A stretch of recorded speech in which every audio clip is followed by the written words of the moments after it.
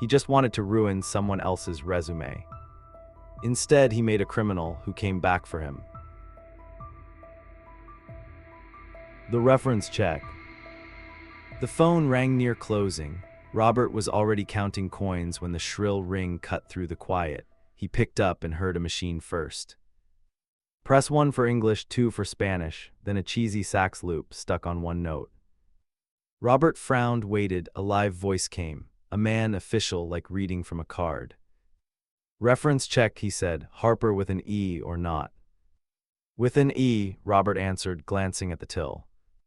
Papers shuffled. The man read down a checklist: reliability, punctuality, teamwork. Between phrases, the same tinny sax returned, your call is important to us. Well, Robert said after a pause, the kid's unreliable.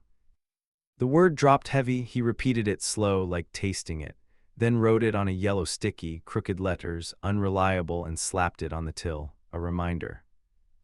I wouldn't recommend him, Robert added. Noted, thank you, said the voice. The line clicked dead. Silence again. Robert poured coffee from his thermos. Bitter, metallic, still lighter inside, like he'd done a bit of preventive work, protected his corner. A car rolled by outside. A kid kicked a can. A woman lugged grocery bags, just Tulsa on a weekday night. Robert looked at the sticky. The yellow paper clung unevenly, one corner already peeling. He liked how the word looked beside coins and the old calculator. He drank again. This time the coffee tasted less bitter. Danny woke late, no alarm. The apartment smelled of damp and yesterday's coffee. He opened the fridge, only a soda can inside, drank it down, stared out at neighbors going about their day. He felt like a spectator, not part of it. On the bus route, an old man dropped his wallet at the stop, didn't notice. Danny picked it up, jogged after, handed it back. The man nodded. At least you'll be useful to somebody. The words stuck. Danny smirked, honest in small things but useless in the system. At the intersection, a board of job ads, one in bold red, references required. Danny copied the number. That evening, to his surprise, a warehouse called back, trial shift possible. Just needed employer contacts for a check. He hung up hollow, same wall again. Next day he hit a barber shop. The barber, old guy with a mustache, talked nonstop. Nowadays you need references for everything, he said, clipping away, even mowing lawns. And if your boss hates you, Danny asked. Then you walk out that door, the barber laughed, pointing, and you come back, and walk out again, that's the wheel. The laugh was empty, provincial irony. Everyone knew the system wasn't about skill, just signatures. Danny stepped into the street, buses, hot dogs, kids with backpacks. He walked slow, half hoping someone would call his name, offer a job. No one did. That night he came back to the empty apartment, dropped his phone on the table. Already knew the warehouse would reject him too, the ground thinning under his feet before the crack even showed. First interview, a cramped office, gray partitions. HR girl read off her screen. Work history, punctuality, teamwork.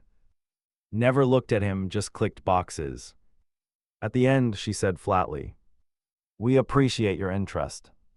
Shook his hand, already back on her phone.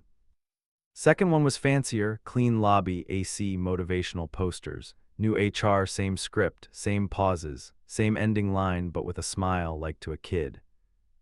"We appreciate your interest." Back home, his mailbox held a notice, eviction for overdue rent. On his phone, missed call from the bank, payment required. Danny deleted both, lay on the couch, staring at the ceiling. Third shot, warehouse, man in a vest said, "No problem, trial shift, no references needed." Danny exhaled, pictured himself stacking boxes. A day later, the email came, background hub alert, red letters, unreliable. The warehouse apologized, decision reversed. Fourth try was a joke. Office smelled of bleach, AC groaning. Young HR with an earring stumbled over the list. Reliability, punctuality, teamwork. Looked up, shrugged. "We appreciate your interest." That day another automail hit, background hub update, status unreliable confirmed. Small print, data shared with 12 partner firms. Evening heat outside, people hauling bags, eating hot dogs on the go. Danny watched. For the system, he was a ghost now, not allowed back in the circle. That night he slipped his watch off, tossed it in a drawer. Time had stopped mattering. First he tried clean work, courier job, uniform, bag, smartphone, first deliveries on time, even smiled at customers. A week later, background hub cross-check, unreliable, profile deactivated, bag returned. Tried online freelancing, copywriting gigs, finished 2, then came employer verification.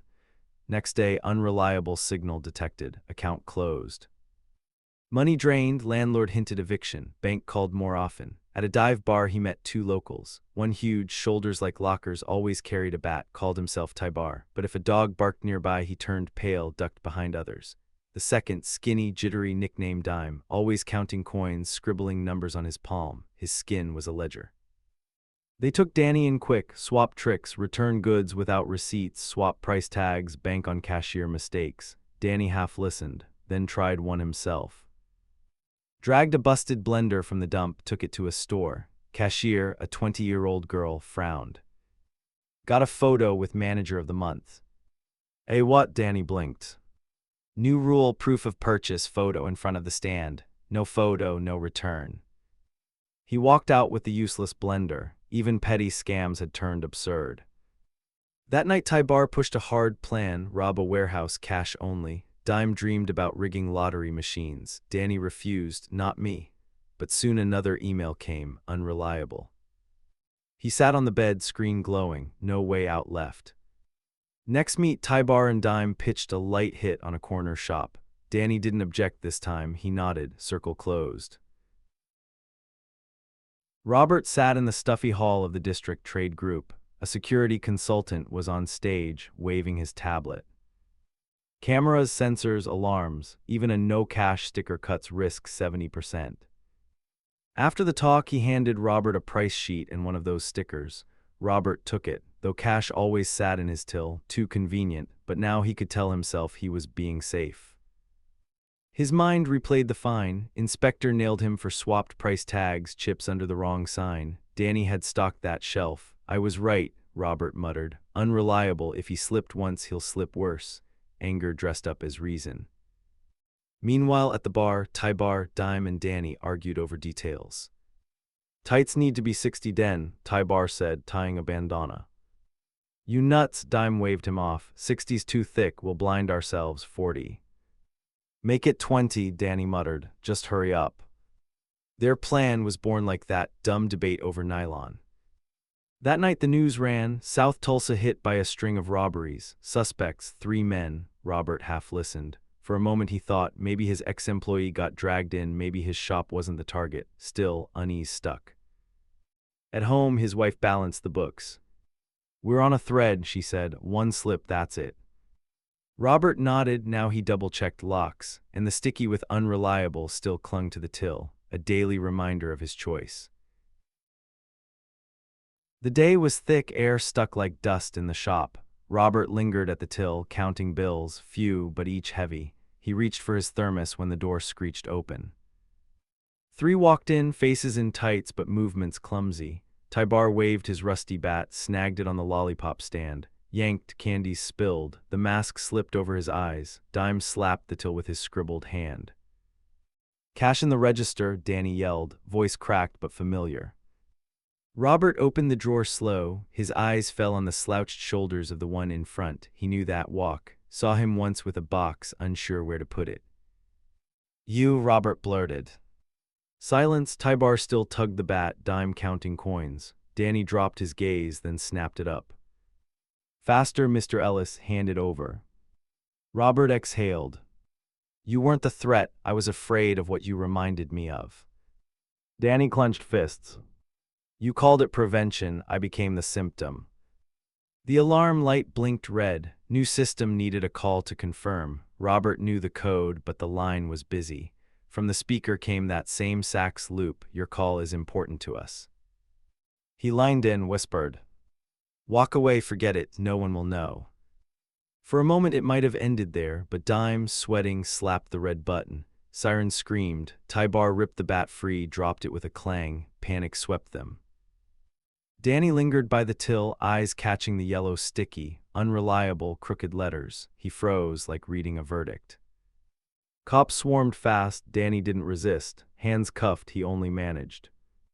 It started 'cause some fool gave me a bad reference. Robert stayed behind the counter, candies on the floor, siren howling, and knew he had made this criminal himself. Night fell quiet, shop still a mess, candies on the floor, bat under the display. Robert scooped coins into the till, picked up the phone, dialed that same manager's number, voicemail. "You've reached recruitment, your call is very important to us," Sachs loop again. Robert waited for the beep, spoke short. "About Danny Harper, I was wrong, the kid was fine, you can note that." Nothing more came, he hung up, sat down. Morning brought an email, background hub update. Status, unsuitable, dry, no detail. Absurd thing was Danny already sat in jail. The system only confirmed what was fact. Robert stepped outside, hung a new sign, "We give honest references." Beside the old one, no cash inside. Passersby ignored both. Back inside, he eyed the yellow sticky with unreliable. Peeled it off, stuck it in a notebook, scribbled in the margin, "My fault." Pulled the old calculator from under the till, tapped keys. Tallied losses, broken candy, new lock, alarm fee, fire exit fine, all real numbers, and among them the cost of a single word. He shut the notebook, slid it in the drawer. Quiet filled the shop again, but heavier now, like his mistakes had settled in the air. Useful detail, Robert started a separate ledger for references.